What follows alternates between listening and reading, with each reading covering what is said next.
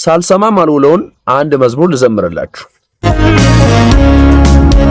ማረከው በፍቅሩ ደካማው ልቤን የራሱ አድርጎ መላኔነቴን አሰጋኝ ወደሱ ወደ ሕይወቱ ውሃ ከቶ እንድጠፋ ማይፈልግ ጌታ ለርስቱ መረጠኝ አፍቃሪው ጌታ ታሪኬን በታሪክ ቀይሮ ሕይወቴን እሱ ለወጠው